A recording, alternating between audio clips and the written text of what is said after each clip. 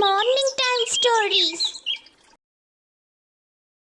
మనం త్వరగా ఇక్కడి నుంచి వెళ్ళిపోదాం, ఫ్లైట్కి లేట్ అయిపోతుంది. నిజమే, కానీ ఇక్కడ ఇంత జరుగుతుంది కదా, కొంచెం నిలబడి మాట్లాడదాం.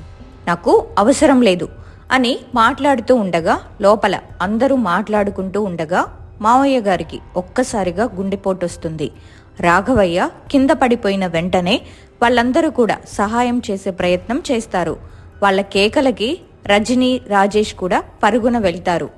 ఒరే రాజేష్, ఆయన దగ్గరికి రాకు, ఇదంతా నీ వల్లే జరిగింది, ఆయనకు ఏదైనా అయితే నీ పని చెప్తాను అని అంటుంది. వాళ్ళందరూ హడావుడిగా అతన్ని హాస్పిటల్కి తీసుకెళ్తారు. సాయంత్రం సమయం అవుతుంది. అతన్ని ఇంటికి తీసుకొస్తారు. అతను తల్లితో మాట్లాడే ప్రయత్నం చేస్తాడు, కానీ ఆమె ఏం మాట్లాడదు.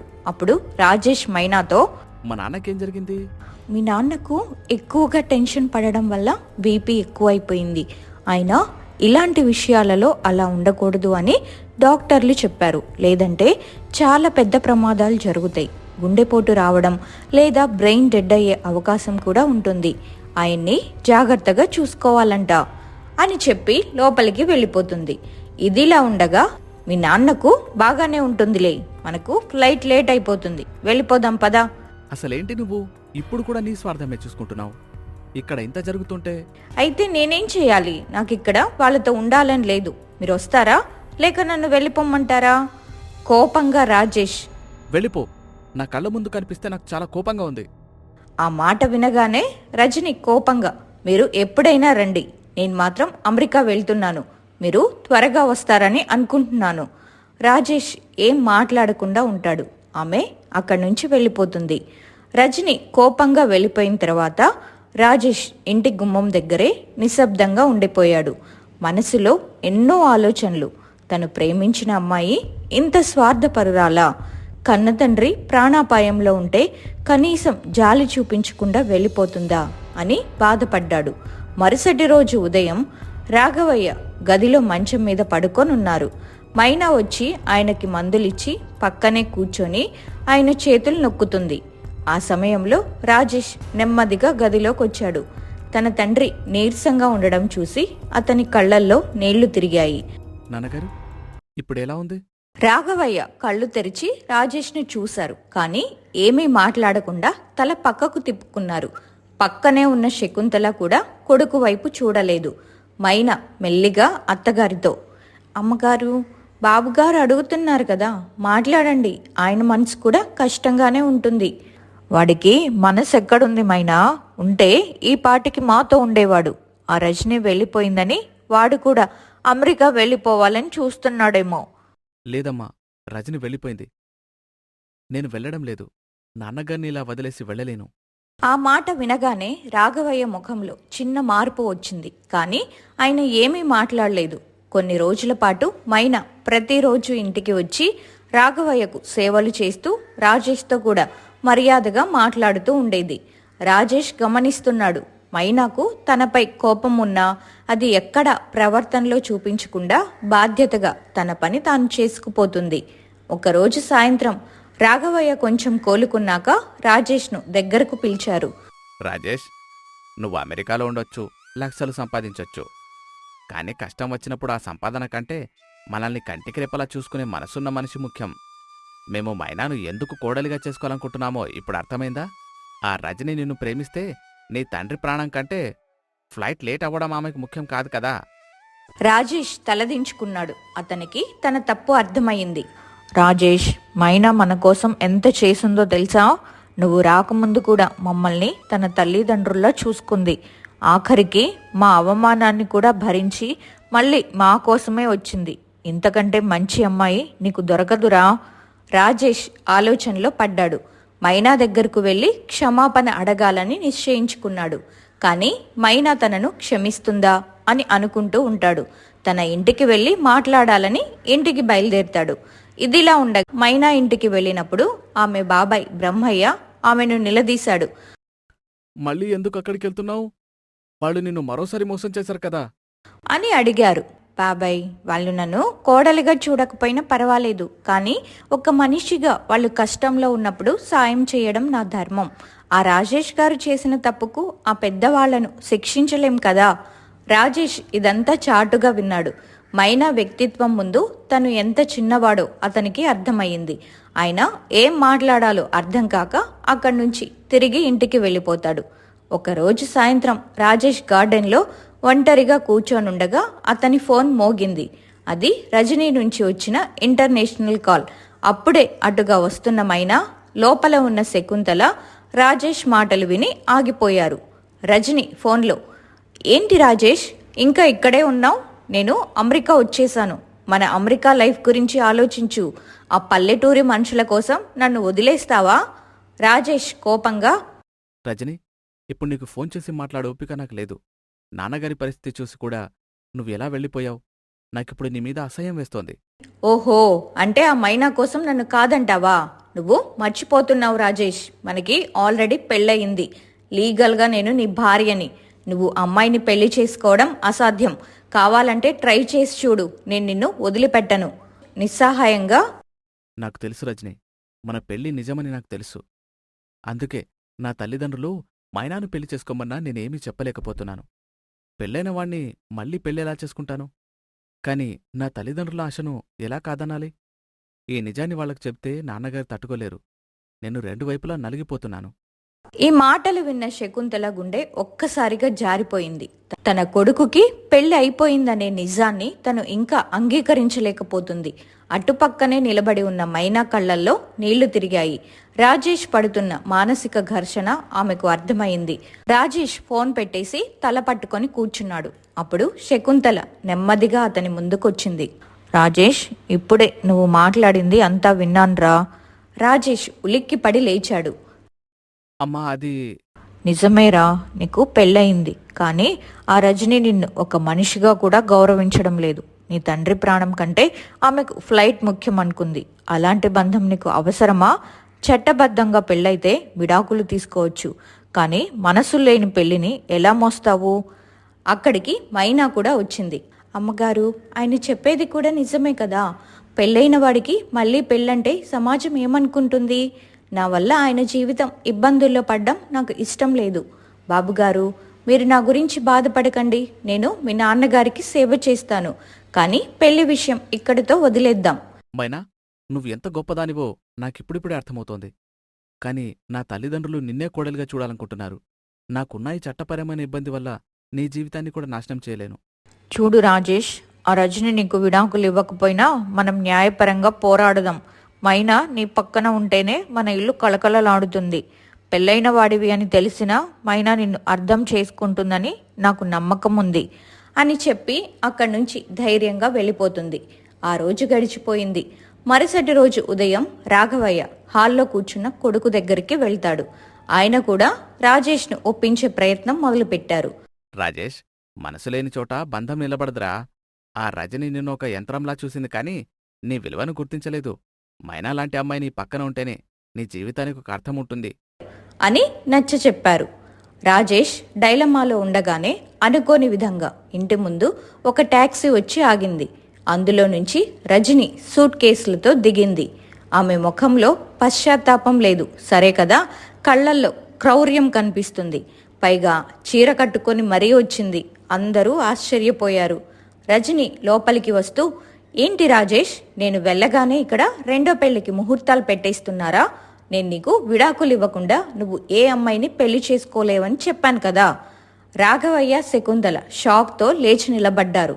నాకు ఈ ఇల్లు నచ్చదు, కానీ రాజేష్ సంపాదన, నాకున్న భార్య అనే హక్కు నాకు కావాలి. నేను అమెరికాలో లాయర్లతో మాట్లాడాను.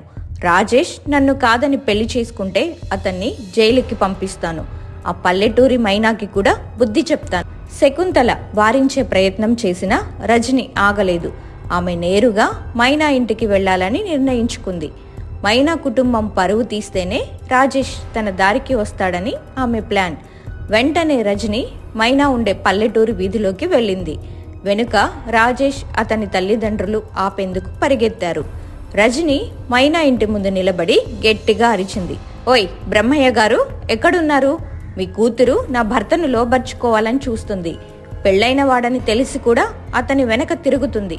అసలు మీ ఇంట్లో ఆడపిల్లలకి ఇదేనా నేర్పించారు? బ్రహ్మయ్య, సితార, ఆరావళి అందరూ బయటకొచ్చారు. ఊరి జనం కూడా గుమిగూడారు. బ్రహ్మయ్య ఆవేశంగా, ఎవరు నువ్వు? నా బిడ్డ గురించి అంత మాట అంటావా? నా కూతురు బంగారం. వాళ్లే కావాలని మా ఇంటికొచ్చి ప్రాధేయపడ్డారు. రజని హేళనగా, ప్రాధేయపడితే పడవచ్చు, కానీ నేను రాజేష్కి చట్టబద్ధమైన భార్యని. నా భర్తని లాక్కోవాలని చూస్తే మీ కూతుర్ని కోర్టుకి లాగుతాను. అసలు మీ పల్లెటూరి వాళ్ళకి సిగ్గుందా? ఒకరి సంపాదన కోసం ఇంతలా దిగజారుతారా? అప్పుడే అక్కడికి చేరుకున్న రాజేష్ రజని చేయి పట్టుకొని లాగే ప్రయత్నం చేశాడు. ఎందుకు లాగాను?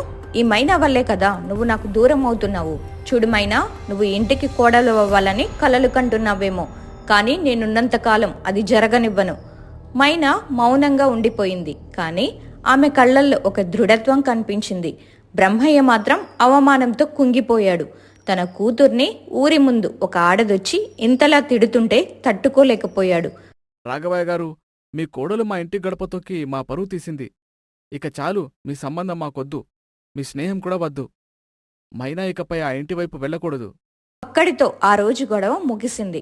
బ్రహ్మయ్య ఇంటి ముందు జరిగిన గొడవతో ఊరంతా రకరకాలుగా మాట్లాడుకోవడం మొదలుపెట్టారు. రాజేష్కు పెళ్ళయిందనే నిజం అందరికీ తెలియడంతో రాఘవయ్య తలదించుకున్నారు. కానీ రజనీ మాత్రం ఇక్కడితో ఆగలేదు. తన అధికారాన్ని పూర్తిగా నిరూపించుకోవాలని ఒక ప్లాన్ వేసింది. మరుసటి ఉదయం రాజేష్ దగ్గరకొచ్చి చాలా ప్రశాంతంగా మాట్లాడుతున్నట్లు నటించింది. రాజేష్, ఆలోచించాను. మన పెళ్లి అమెరికాలో రిజిస్టర్ ఆఫీస్లో జరిగింది కదా, అందుకే మీ వాళ్ళకి ఆ బంధం మీద గౌరవం లేదు. అందుకే నేను ఒక నిర్ణయం తీసుకున్నాను. రేపు మన ఊరి గుడిలో అందరి ముందు మనం సాంప్రదాయం ప్రకారం మళ్ళీ పెళ్లి చేసుకుందాం. అప్పుడు ఎవరికి ఎలాంటి సందేహాలు ఉండవు. ఆ పల్లెటూరు మైనాకి కూడా క్లారిటీ వస్తుంది. రాజేష్ షాక్లో, రజనీ, అసలు నీకు పిచ్చా? ఇక్కడ ఎంత గొడవ జరుగుతుంటే పెళ్ళేంటి? నాకు నీ ప్రవర్తన నచ్చడం లేదు. రజనీ కటువుగా, ఇది నా ఇష్టం కాదు రాజేష్, నా హక్కు. నువ్వు ఒప్పుకోకపోతే మీ నాన్న మీద, నీ మీద కేసు పెడతాను. మన పెళ్లి జరగాల్సిందే. రజనీ భయపెట్టడంతో రాజేష్ నిస్సహాయంగా ఒప్పుకోవాల్సి వచ్చింది. రాఘవయ్య, శకుంతల కూడా కొడుకు భవిష్యత్తు కోసం మౌనంగా ఉండిపోయారు. రజని ఊరంతా తిరిగి అందర్నీ గుడికి రమ్మని ఆహ్వానించింది. ముఖ్యంగా మైనా కుటుంబాన్ని పిలవాలని నిర్ణయించుకుంది. గుడి దగ్గర పెళ్లి ఏర్పాట్లు జరుగుతున్నాయి. మైనా తన కుటుంబంతో కలిసి అటుగా వెళ్తుంటే రజని ఆమెను ఆపింది. చూడు మైనా, నువ్వు ఏ రాజేష్ కోసం కలలు కన్నావో ఆ రాజేష్ ఈరోజు నా మెడలో మళ్ళీ తాళి కడుతున్నాడు. నీకు దమ్ముంటే వచ్చి మా పెళ్లి చూడు. ఒక పని మనిషి స్థానం ఎక్కడో నీకు అర్థమవుతుంది. బ్రహ్మయ్య ఆవేశంతో ఊగిపోయాడు. కానీ మైనా ఆయన చేయి పట్టుకొని ఆపింది. తప్పకుండా వస్తాను రజనీ గారు. కళ్ళతో చూస్తేనే కదా నిజం తెలిసేది. మీ పెళ్లి ఎలా జరుగుతుందో నేను కూడా చూడాలనుకుంటున్నాను.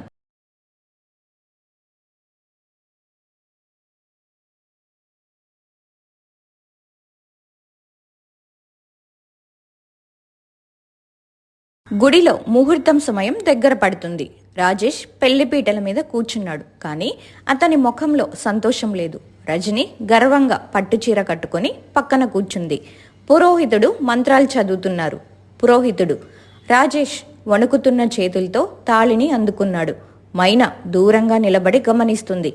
ఊరి జనం అందరూ రాజేష్ మైనాను మోసం చేశాడని గుసగుసలాడుకుంటున్నారు. రాజేష్ తాళి కట్టబోతుండగా అప్పుడే ఒక ఊహించని వ్యక్తి గుడిలోకి ప్రవేశించారు. ఆగండి, ఈ పెళ్లి జరగడానికి వీల్లేదు. ఆ మాట వినగానే అందరూ ఒక్కసారిగా వెనక్కి తిరిగి చూశారు. వచ్చిన వ్యక్తిని చూసి రజనీ మొహం పాలిపోయింది. ఆమె చేతిలోని పూలమాల కింద పడిపోయింది. గుడిలో అందరూ నిశ్శబ్దంగా ఉండిపోయారు. వచ్చిన వ్యక్తి పక్క ప్రొఫెషనల్గా ఉన్న ఒక వ్యక్తి. అతని చేతిలో కొన్ని డాక్యుమెంట్లు ఉన్నాయి. రజని అతన్ని చూడగానే వణికిపోతూ లేచి నిలబడింది. రజని కంగారుగా, మిస్టర్ ఖన్నా, నువ్విక్కడికి ఎలా వచ్చావు? అసలు నీకేం పనిక్కడ? నేను అమెరికాలో నీ తరపున కేసు డీల్ చేసిన లాయర్ని. నువ్వు ఫీజు కట్టకుండా, పైగా కొన్ని ముఖ్యమైన సంతకాలు చేయకుండా ఇండియాకు పారిపోయావు. నిన్ను వెతుక్కుంటూ వచ్చాను. రాజేష్ పీటల మీద నుంచి లేచి, లాయరా? రజని, ఏ కేసు గురించి మాట్లాడుతున్నారు మీరు అని అడిగాడు. మిస్టర్ ఖన్నా నవ్వుతూ, అదే రాజేష్ గారు, రజనికి అమెరికాలో ఆల్రెడీ పెళ్ళయిందని, ఆమె తన మొదటి భర్తకు విడాకులివ్వకుండానే మిమ్మల్ని పెళ్లి చేసుకుందని ఆమె మొదటి భర్త వేసిన కేసు. ఆ కేసులో ఈమెకు శిక్ష పడే అవకాశం ఉండడంతో ఇక్కడ మిమ్మల్ని వచ్చి పెళ్లి చేసుకుని ఆ బంధాన్ని లీగలైజ్ చేసుకోవడానికి ప్లాన్ చేసింది. ఈ మాట వినగానే గుడిలో ఉన్న వారందరూ షాక్ అయ్యారు. రాఘవయ్య, శకుంతల ముఖాల్లో ఒక రకమైన ఊరట కనిపిస్తుంటే రజనీ ముఖం నల్లగా మాడిపోయింది. రాజేష్ ఆవేశంతో, రజని, అంటే నువ్వు నన్ను ఇంతలా మోసం చేశావా? నీకు ఆల్రెడీ పెళ్ళైందని దాచి నన్ను చట్టపరంగా ఇబ్బంది పెడదామని భయపెట్టి ఇక్కడ మళ్ళీ పెళ్లికి డ్రామా ఆడతావా? లేదు రాజేష్, ఇతను చెప్పేది అబద్ధం. ఇదంతా ఈ మైనా ఆడుతున్న నాటకం. నేను నాటకం ఆడడం లేదు రజనీ గారు. మీరు అమెరికా నుంచి రాగానే మీ ప్రవర్తన చూసి నాకు అనుమానం వచ్చింది. అందుకే నా స్నేహితుల సహాయంతో అమెరికాలో మీ గురించి ఆరా తీయించాను.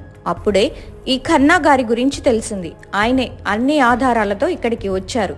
బ్రహ్మయ్య గర్వంగా తన కూతురు వైపు చూశాడు. ఊరి జనమంతా రజనీని తిట్టడం మొదలుపెట్టారు. ఒకరికి భార్యగా ఉండి ఇంకొకరిని మోసం చేస్తావా? పైగా మైనా లాంటి పద్ధతైన అమ్మాయి మీద నిందలు వేస్తావా అని నిలదీశారు. రజని అసలు రంగు బయటపడడంతో ఆమె అక్కడి నుంచి పారిపోయే ప్రయత్నం చేసింది. కానీ లాయర్ ఖన్నా ఆమెను ఆపి, నువ్వు అమెరికా వెళ్లాల్సిందే, అక్కడ కోర్టులో నువ్వు సమాధానం చెప్పాలి అని హెచ్చరించాడు. రాజేష్ చేతిలోని తాళిని తీసి పక్కన పడేశాడు. రజనీ వైపు అసహ్యంగా చూస్తూ, నీలాంటి మోసగత్తెకు నా జీవితంలో చోటు లేదు, ఇప్పుడే ఈ బంధం ముగిసిపోయింది అని గర్వంగా చెప్పాడు. కానీ గొడవ అక్కడితో అయిపోలేదు. బ్రహ్మయ్య రాజేష్ దగ్గరకు వచ్చాడు. చూశారా రాజేష్ గారు, మీరు గొప్పలు చెప్పుకున్న అమెరికా చదువు సంస్కారం ఆ రజనీలో లేదు. కాని ఏ చదువు లేని నా బిడ్డ తన తెలివితేటలతో మిమ్మల్ని ఆ మోసం నుంచి కాపాడింది. ఇప్పుడైనా మీకు ఎవరు కావాలో అర్థమైందా? రాజేష్ మైనా వైపు చూశాడు. ఆమె కళ్లల్లో ఎలాంటి గర్వం లేదు. కేవలం ఒకరిని ఆపద నుంచి కాపాడానన్న తృప్తి మాత్రమే ఉంది. రజని అసలు రంగు బయటపడడంతో గుడిలో అందరూ ఆమెను చీదరించుకున్నారు. లాయర్ ఖన్నా తెచ్చిన ఆధారాల ముందు ఆమె తలదించుకుంది. చేసేదేమీ లేక తన ఇంటికి వెళ్ళిపోతుంది. అందరూ ఇల్లు చేరుకుంటారు. తన సామాన్లు సర్దుకొని అమెరికా వెళ్లి చట్టపరమైన చిక్కులు ఎదుర్కోవడానికి సిద్ధపడింది. వెళ్తూ కూడా మైనా వైపు కోపంగా చూస్తూ, నన్ను ఓడించావని సంబరపడకు మైనా. ఈ రాజేష్ నిన్ను పెళ్లి చేసుకున్నా అమెరికా తీసుకెళ్లలేడు. నీ పల్లెటూరితనం వాడికి ఎప్పుడైనా అడ్డవుతుంది అని శాపనార్థాలు పెట్టి వెళ్ళిపోయింది. రజని వెళ్ళిపోయిన తర్వాత గుడిలో నిశ్శబ్దం ఆవహించింది. రాజేష్ నెమ్మదిగా మైనా దగ్గరకు నడిచాడు. రాజేష్ వినయంగా, మైనా, నన్ను క్షమించు. కళ్ళుండి కూడా చూడలేని వాళ్ళ ప్రవర్తించాను. ఒక మోసగత్తె మాటలు నమ్మి నిన్ను, నీ కుటుంబాన్ని అందరి ముందు అవమానించాను. ఈరోజు నువ్వు నా కళ్ళు తెరిపించావు. నా జీవితాన్ని ఒక పెద్ద ప్రమాదం నుంచి కాపాడావు. రాఘవయ్య, శకుంతల కూడా ముందుకొచ్చారు. అవునమ్మా మైనా, మా వాడు చేసిన తప్పుకి మేము కూడా బాధ్యులమే. రాజేష్కి నీ విలువ ఇప్పుడే అర్థమైంది. వాడు కట్టబోయిన తాళి ఆ రజనీ మెడలో పడకుండా దేవుడే నిన్ను పంపించాడు. ఈ ముహూర్తానికే రాజేష్ నీ మెడలో తాళి కడితే చూడాలనుంది. ఊరి జనం కూడా, అవును బ్రహ్మయ్య గారు, మైనా లాంటి పద్ధతైన పిల్ల ఈ ఇంటి కోడలిగా వెళ్తేనే బాగుంటుంది అని మద్దతు పలికారు. రాజేష్ ఆశగా మైనా వైపు చూసి బ్రహ్మయ్య వైపు చూశాడు. కానీ మైనా ముఖంలో ఎలాంటి ఆతృత లేదు. ఆమె చాలా ప్రశాంతంగా రాజేష్ కళ్ళల్లోకి చూస్తూ మాట్లాడింది. క్షమించండి అమ్మగారు, బాబుగారు చేసిన సాయానికి కృతజ్ఞతగా నేను ఆ నిజాన్ని బయట పెట్టాను తప్ప ఆయన్ని పెళ్లి చేసుకోవాలనే ఉద్దేశంతో కాదు. ఆ రోజు మీ ఇంటికి కోడలిగా రావడానికి నేను ఇష్టపడ్డాను. కానీ మీరు నా పనిని చూసి నన్ను పని మనిషిగానే చూశారు. ఇప్పుడు నేను రజనీ కంటే గొప్పదాన్ని అని తెలిసినంత మాత్రాన నేను వెంటనే పెళ్లికి ఒప్పుకోలేను. బ్రహ్మ తన కూతురి ఆత్మగౌరవాన్ని చూసి మురిసిపోయాడు. నా బిడ్డ చెప్పింది నిజం రాఘవ గారు. అవమానం జరిగిన చోటే గౌరవం ఎత్తుకోవడం అంటే వెంటనే లొంగిపోవడం కాదు. నా కూతురు మీ ఇంటికి రావాలంటే అది కేవలం ఒక ఆపదలో సాయం చేసినందుకు బహుమతిగా కాకూడదు. రాజేష్ బాబుకు మైనా మీద నిజమైన ప్రేమ, గౌరవం కలగాలి. అప్పటిదాకా ఈ పెళ్లి జరగదు. మీరు చెప్పింది కరెక్ట్ బాబుగారు. నేను మైనా మనసు గెలుచుకోవడానికి ఎంతకాలమైనా ఎదురుచూస్తాను. నేను అమెరికా వెళ్లడం లేదు. మైనా నాకు గ్రీన్ సిగ్నల్ ఇచ్చే వరకు ఈ పల్లెటూళ్ళలోనే ఉంటాను. తను నన్ను మనస్ఫూర్తిగా ఇష్టపడేలా చేసుకుంటాను. రాజేష్ తీసుకున్న నిర్ణయం అందరినీ ఆశ్చర్యపరిచింది. ఒక సాఫ్ట్వేర్ ఇంజనీర్ అమెరికా జీవితాన్ని వదిలేసి ఒక పల్లెటూరి పిల్ల కోసం అక్కడే ఉండిపోవాలని అనుకోవడం మైనా మనసును కొంచెం కదిలించింది. రాజేష్ మరుసటి రోజు నుండి మైనా ఇంటి చుట్టూ తిరగడం, ఆమెకు పనుల్లో సాయం చేయడం ప్రారంభించాడు. కానీ మైనా మాత్రం తన పట్టుదల వదలకుండా అతన్ని పరీక్షిస్తూనే ఉంది. రాజేష్ తన పంతం నెరవేర్చుకోవడానికి పల్లెటూరులోనే ఉండిపోయాడు. సూట్లు బూట్లు వేసుకునే రాజేష్ ఇప్పుడు పంచె కట్టి సాధారణ చొక్కాతో మైనా ఇంటి చుట్టూ తిరుగుతున్నాడు. ఇది చూసి సితారా ఆరావళికి భలే తమాషాగా ఉంది. ఒకరోజు ఉదయం మైనా పొలానికి వెళ్తుండగా సితారా మరియు ఆరావళి ఆమెను ఆట పట్టించడం మొదలుపెట్టారు. అక్క, చూసావా, నీ వెనక ఎవరో అమెరికా బాబు వస్తున్నారు. చేతిలో ల్యాప్టాప్ ఉండాల్సిన ఆయన ఇప్పుడు గొడుగును పట్టుకుని నీకు ఎండ తగలకుండా వస్తున్నారు. ఆరావళి నవ్వుతూ, అవునక్క, ఆయన తెల్ల చొక్కా మీద పల్లెటూరి బురద పడుతున్నా అస్సలు పట్టించుకోవడం లేదు. నీ మీద ప్రేమంటే ఆయనదేనేమో. మైనా నవ్వుని ఆపుకొని గంభీరంగా, మీరు వెళ్ళి మీ పనులు చూసుకోండి అని గద్దిస్తూ ముందుకు నడిచింది. వెనుకే రాజేష్ వచ్చాడు. మైనా, ఆగవా? ఈరోజు పొలంలో నాట్లు వేయడానికి నేను కూడా వస్తాను. నాకు నేర్పించు. మైనా వెటకారంగా, బాబ్గారు, మీకు అమెరికాలో కంప్యూటర్ కీబోర్డ్ నొక్కడం తెలుసు కానీ బురదలో కాలు పెట్టడం తెలియదు. ఈ పనులు మీకు కావు. వెళ్ళి ఇంట్లో విశ్రాంతి తీసుకోండి. రాజేష్ తగ్గలేదు. సితారా ఆరావళిల దగ్గరకు వెళ్ళి, మరదళ్ళు, మీ అక్కకి నా మీద కోపం తగ్గాలంటే నేనేం చేయాలో మీరే చెప్పాలి అని ప్రాధేయపడ్డాడు. సితారాకి ఒక ఆలోచన వచ్చింది. బావగారు, బావా అని పిలవచ్చా?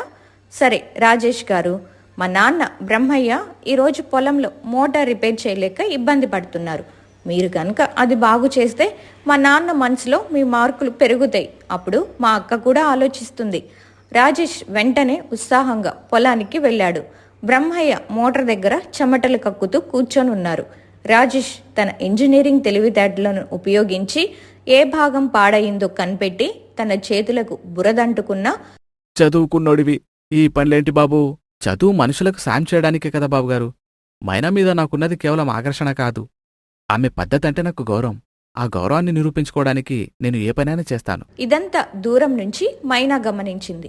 సితారా మెల్లిగా మైనా దగ్గరకు వచ్చి, చూసావాక ఆయన ఎంతలా మారుతున్నారో. ఆ రజనీ అయితే ఈ బురద చూస్తేనే వాంతులు చేసుకునేది, కానీ ఈయన నీ కోసం బురదలో కూడా పనిచేస్తున్నారు అని చెప్పింది. మైనా మనసులో చిన్న కదలిక మొదలయ్యింది. రాజేష్ చేస్తున్న ప్రయత్నాలు ఆమెకు నచ్చుతున్నాయి, కానీ తన పాత గాయం, అవమానం ఇంకా పచ్చిగానే ఉంది. ఇదిలా ఉండగా రాజేష్ తన అమెరికా ఉద్యోగానికి రాజీనామా చేసేశాడు. తన దగ్గరున్న పొదుపుతో పల్లెటూరులోనే ఉంటూ ఆన్లైన్ ద్వారా సాఫ్ట్వేర్ పనులు, వర్క్ ఫ్రమ్ హోమ్ చేసుకోవాలని నిర్ణయించుకున్నాడు. ఈ విషయం తెలిసి రాజేష్ తల్లిదండ్రులు రాఘవయ్య, శకుంతల ఎంతో సంతోషించారు. ఒకరోజు సాయంత్రం రాజేష్ నేరుగా మైనా ఇంటికి వెళ్ళాడు. అక్కడ మైనా తండ్రి శంకరయ్య, తల్లి పార్వతమ్మ అరుగు మీద కూర్చొనున్నారు. రాజేష్ను చూడగానే వాళ్ళు మర్యాదగా లేచి నిలబడ్డారు. మామయ్య గారు, అత్తయ్య గారు, మీకొక విషయం చెప్పాలని వచ్చాను. నేను నా అమెరికా ఉద్యోగాన్ని పూర్తిగా వదిలేశాను. ఇకపై నేనెక్కడికి వెళ్ళను. ఇక్కడే ఉండి నా సొంత ఊరి కోసం, నా తల్లిదండ్రుల కోసం, ముఖ్యంగా మైనా కోసం పనిచేస్తాను. ఆ మాట వినగానే పార్వతమ్మ ఆశ్చర్యపోయింది. ఏంటి బాబు, లక్షల జీతం వచ్చి అమెరికా కొలువును వదిలేసి ఈ పల్లెటూర్లలో ఉంటానంటున్నావా? మైనాని అమెరికా తీసుకెళ్తామని మేమంతా అనుకుంటుంటే నువ్వు ఇక్కడికి వచ్చేస్తున్నావా? అవునత్తయ్య, మైనాను తన పుట్టిన ఊరు, తల్లిదండ్రుల నుంచి దూరం చేయడం నాకిష్టం లేదు. పైగా ఇక్కడ మనుషుల మధ్య ఉండే ఆప్యాయత అమెరికాలో ఉండదు. మైనా నన్ను పెళ్లి చేసుకున్నా చేసుకోకపోయినా నేను మాత్రం ఇక్కడే ఉంటాను. లోపల గదిలో ఉన్న మైనా చెల్లెళ్ళు సితారా, ఆరావళి, బ్రహ్మయ్య, లక్ష్మిల కూతుళ్ళు ఈ మాటలు విని గంతులేశారు. వాళ్ళు వెంటనే మైనా దగ్గరకు పరిగెత్తారు. అక్క, విన్నావా? రాజేష్ బావ అమెరికాకు రిజైన్ చేసేశారంట. ఇకపై ఇక్కడే మన ముందే ఉంటారు. చూసావా నీ మీద ఆయనకు ఎంత ప్రేమో? అవునక్క, పెద్దనాన్న కూడా షాక్ అయిపోయారు. నీకోసం ఇంత పెద్ద త్యాగం చేసిన వాళ్ళు మన ఊర్లో ఎవ్వరూ లేరు. మైనా ఏమీ మాట్లాడలేదు, కానీ ఆమె ముఖంలో చిన్నపాటి వెలుగు కనిపించింది. కథ ఇప్పుడు ఏం జరుగుతుంది అనేది తర్వాయి భాగంలో చూద్దాం.